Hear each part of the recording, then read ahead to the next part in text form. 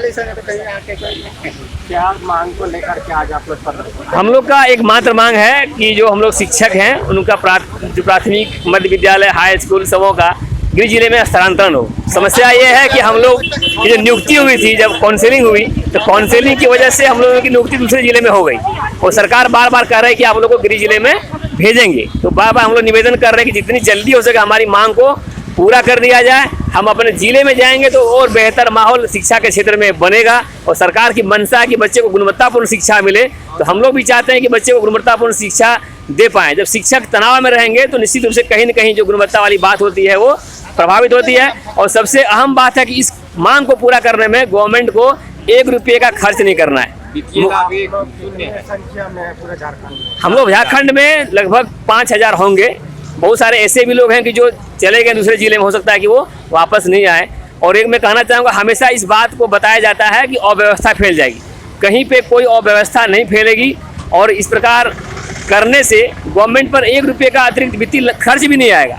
ऐसा होता है कि वित्त प्रावधान अभी जो NUPS आपका जो पेंशन लागू हुआ, पुराना पेंशन, उसमें बहुत सारा टेक्निकल पेज था, उसको भी मुख्यमंत्री महोदय ने हल कर दिया।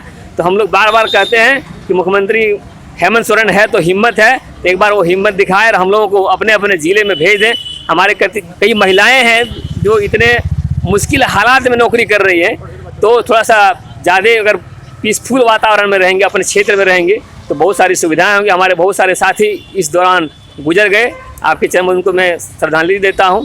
और यह हादसा फिर दोबारा किसी के साथ ना हो, इसके लिए माननीय मुख्यमंत्री महोदय से विनम्र निवेदन है, अनुरोध है हम तमाम शिक्षकों की तरफ से, एक मौका जो गृह जिला स्थानांतरण का सबों को मिले, सबों को उम्मीद लगे कि हम लोग बहुत जल्द अपने गृह जिले में चले जाएंगे। कितने दिनों से ये मांग आप लोग करते हैं? ये मांग पिछले 6-7 साल से हो रहा है। जब से नियुक्ति हुई थी उस समय से ये मांग था।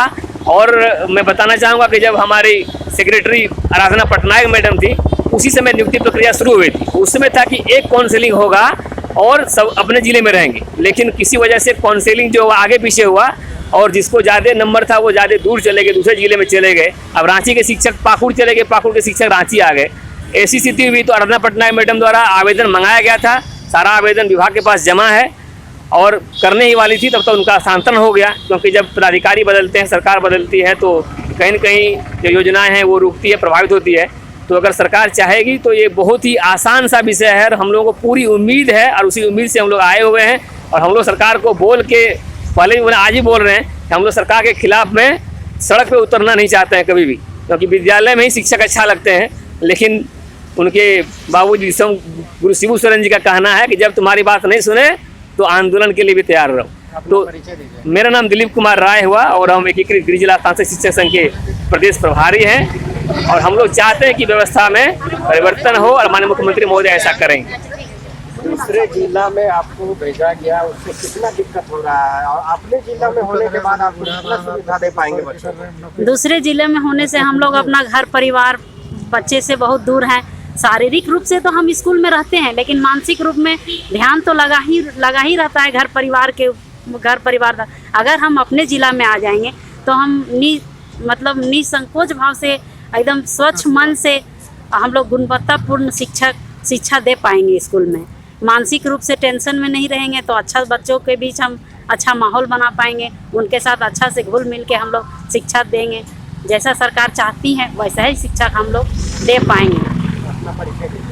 मैं रजनी कुमारी, पोस्टेड जिला बोकारो और गृह जिला मेरा हजारीबाग है। एक चीज़ बताइए कि नौकरी होती है तो कहीं भी सरकार आपको काम करवाएगी, पैसा भी देगी, लेकिन आप लोग का जो मांग है कि गृह जिला में, इसमें प्रमुखता क्या है बताइए? इसमें ये है ना कि 6 साल से हम लोग बहुत स्ट्रगल कर रहे हैं। हमारे छोटे छोटे बच्चे हैं, घर परिवार हम लोग छोड़ के बहुत दूर हैं अपने ज़िला से, और हम लोग को बहुत दिक्कत होता है आने जाने में। और इस कारण पढ़ाई जो है वो बहुत अच्छी तरह से नहीं हो पाती है। और जब हम लोग अपने ज़िला में चले जाएंगे तो पढ़ाई लिखाई अच्छा से बच्चों को अच्छी शिक्षा दे पाएंगे। आपका और सुमन कुमारी, बोकारो जिला। बताइए, आज हम लोग माननीय मुख्यमंत्री महोदय को पुरानी पेंशन के लिए धन्यवाद देने और अंतर जिला स्थानांतरण के लिए निवेदन करने आए हुए पूरे राज्य भर के शिक्षक, मैं प्रेम प्यारेलाल एकीकृत गृह जिला अत्रांशक शिक्षक संघ का मुख्य प्रतिनिधि पूरे राज्य को आह्वान किया कि आज मुख्यमंत्री महोदय को हम लोग निवेदन यात्रा से उनको धन्यवाद देने के लिए आए हुए हैं। और मुख्यमंत्री महोदय ने बस हम लोग को अब थोड़ी समय में बुलाएंगे और हम लोग उनको आज धन्यवाद देते हुए एक हमारा जो लंबित मांग है, जो 7 वर्षों से हम लोग शिक्षक नियुक्त हुए हैं और उनसे आशान्वित है, वो जब पद में आए थे उस समय भी बोले कि अंतर जिला हस्तांतरण आप लोग को किया जाएगा। आप लोग की सेवा में अगर एक बार अंतर जिला हस्तांतरण का मौका दिया जाता था वो दिया जाएगा। और ये बार प्रक्रिया हमारे माननीय शिक्षा मंत्री महोदय ने भी कहा था कि 1 महीने में सभी शिक्षकों को गृह जिला हस्तांतरण कर देंगे। लेकिन मैं बताना चाह रहा हूं कि पिछले 1 वर्ष से सिर्फ नियमावली संशोधन की बात करी जा रही है, लेकिन दोबारा जो अधिसूचना जारी किया गया संशोधन होकर नियमावली में, हमारा सवाल अंतर जिला हस्तांतरण का विधानसभा सत्र में भी उठा, 1 साल बाद संशोधन भी हुआ, लेकिन संशोधन में नाम मात्र का संशोधन करके हम लोग को ब्रेक लगाए हुए हैं और सभी विभाग में ट्रांसफर हो रही है, सिर्फ शिक्षकों को छोड़कर।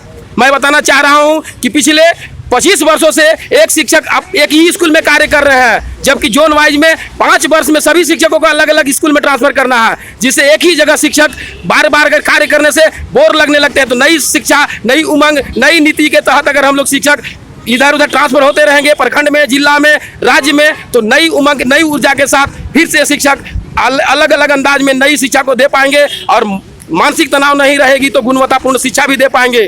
तो माननीय मुख्यमंत्री महोदय से मेरा आज निवेदन है कि जो हमारा लंबित मांग है, और इसमें हम बताना चाह रहे हैं कि हमारे स्थापना जिला समिति से 700 फाइल चली गई थी सचिवालय में, उसको भी रोक के लगा दिया गया कि ऑनलाइन ट्रांसफर करेगा विभाग। हम लोग को कल भी हस्तांतरण नियमावली को लेकर विभागीय सचिव द्वारा VC किया जाएगा सभी जिला शिक्षा पदाधिकारियों को।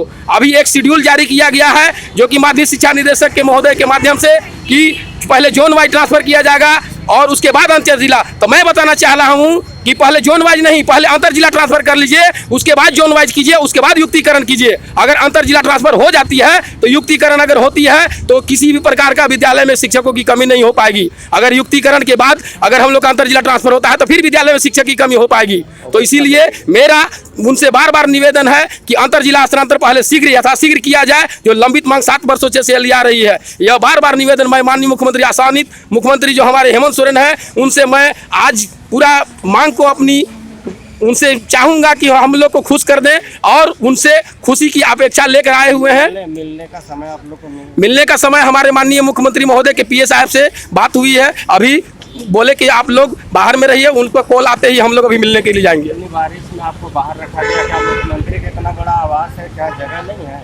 मुख्यमंत्री महोदय का जो भी हम लोग का नियम है कोई बात नहीं है, हम लोग बारिश में भी भीगने के लिए और शिक्षक हम लोग डेली बारिश में भीग कर कार्यों को कर ही रहे हैं 40 किलोमीटर। मैं बताना चाह रहा हूँ कि दूसरे जिलों में रहने के बावजूद भी एक मतलब शिक्षक लोग प्रभारी के रूप में काम कर रहे हैं और 42 किलोमीटर दूर से अभी जातीय और आवासीय प्रमाण पत्र के गैर शैक्षणिक कार्य में लगाया जा रहा है। यहाँ तक कि मैं एक बात और बताना चाह रहा हूँ कि प्राइवेट बैंक में खाता खोलने का आदेश हमारे परियोजना निदेशक महोदय निकाल दिए हैं HDFC बैंक के द्वारा, जो कि HDFC बैंक बहुत सारे बच्चों को जो 500 रुपये भाड़ा लगा के 500 रुपये खाता से निकालने जाएगा, ये तो संभव नहीं हो पाएगा। सभी प्रखंड में HDFC बैंक अभी ब्रांच भी नहीं है। तो मैं माननीय परियोजना शिक्षा निदेशक से भी कहना चाहूँगा कि सभी बैंकों को अवसर दिया जाए, जैसे हम लोग खाता खुलवा रहे उसी तरह खुलवाया जाए। ये नहीं कि एक ही बैंक को प्राथमिकता देने से हमारी बच्चों को भी समस्या हो पाएगी।